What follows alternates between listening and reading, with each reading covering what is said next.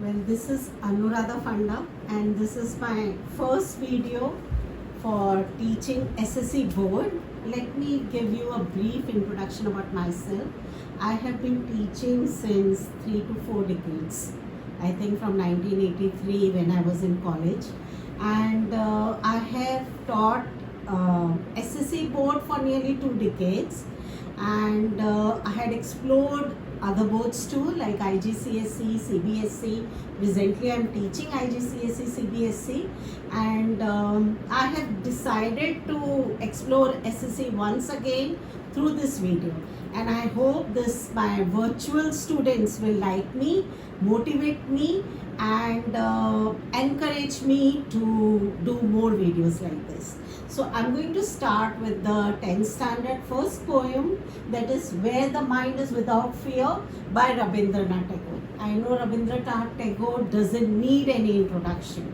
We all Indians know about him because he has penned down the famous national anthem, which we all sing on different occasions. So let me read out the poem to you. And let me tell you about this poem. This poem was made was composed or penned down when freedom struggle against British people was going on. And I'm sure that this poem has acquired the name of prayer. Why? Because Rabindranath Tagore is earnestly requesting the God that let us get freedom and let us breathe free air in the form of this poem. A very beautiful poem. This poem also serves as a nostalgia because I, as a school student, used to sing as a song, this poem. We had this as a prayer. So, where the mind is without fear and the head is held high, where knowledge is free, where the world has not been broken up into fragments by narrow domestic walls, where words come out from the depth of truth, where tireless striving stretches its arms towards perfection, where the clear stream of reason has not lost its way into a dreary desert sand of dead habit, where the mind is led forward by thee into ever-widening thought and action, into the heaven of freedom, my Father, let my country awake. So, Rabindranath Tagore, I will explain you line by line. Where the mind is without fear and the head is held high, dear God, give us that space, give us that place in our country. Let my country get freedom, and let the mind of every individual in my country become without fear. And held high means full of pride that we have attained freedom finally from the British people. When knowledge is free, this is a country of great. We marvel at the ancient tradition this country has. So if we explore the mythological stories, if we explore the history of a country, knowledge is free. You'll get ample knowledge and you're going to become a wise person. Where the world has not been broken up into fragments. I want this country where the world is not, the world of our country is not broken into pieces by narrow domestic walls. Here, narrow domestic walls indicate that caste, class, distinction, racial discrimination, and all kind of slavery that was existing at that time.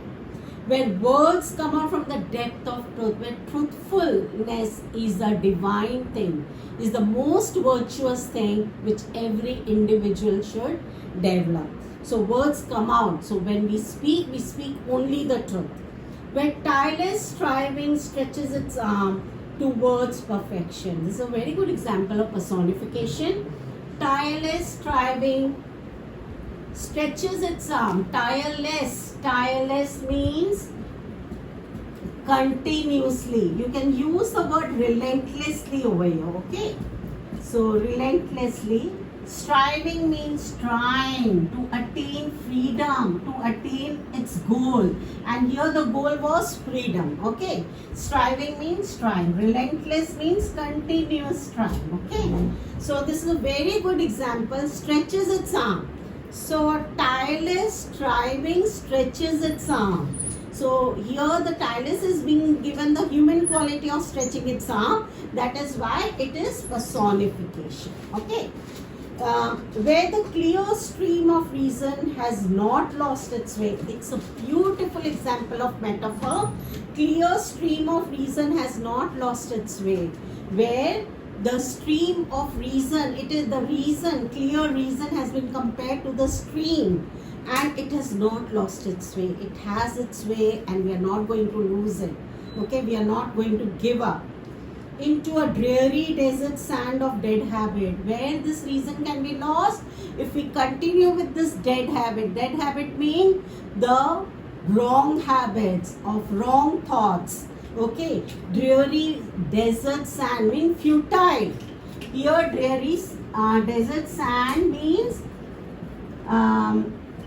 futile, means the sand doesn't give anything, right?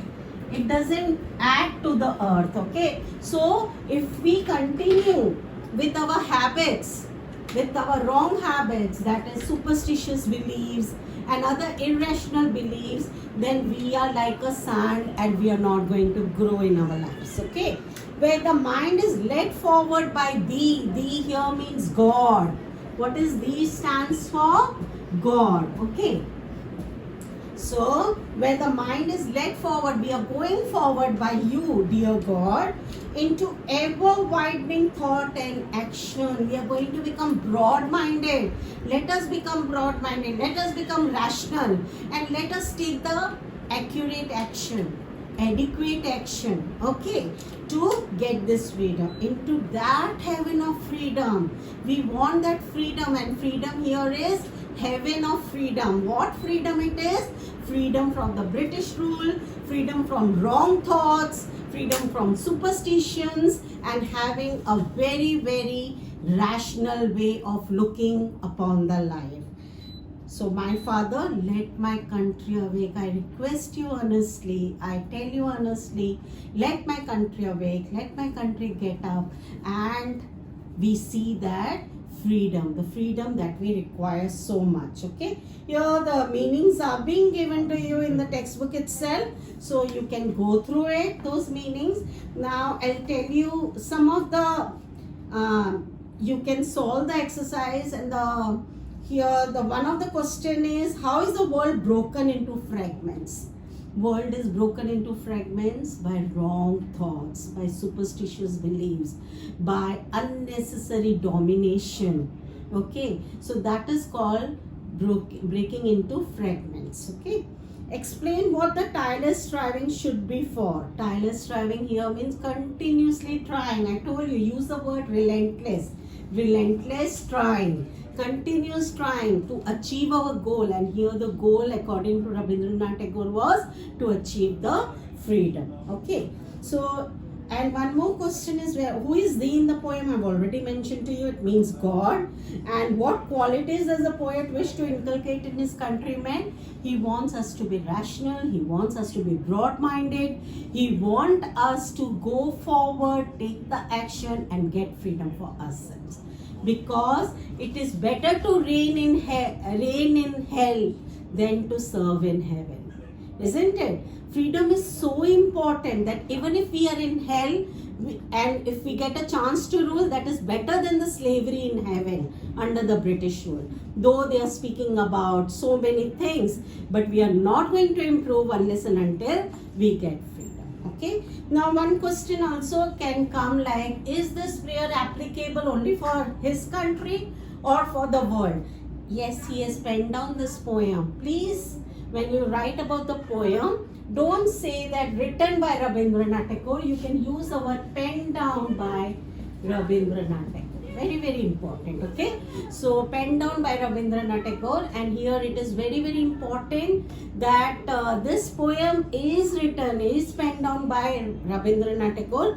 But of course, it is applicable to all the countries, because all the countries would desire, would yearn. Use the word yearn for desire, or crave for desire. Okay, so yearn or crave for the freedom, for the right kind of life for every citizen in their country, in their respective countries. So yes, prayer is applicable has been penned down for India, but of course it is applicable to all the countries in the world. So this is a beautiful poem, and if you have any questions, you can write down in the comments.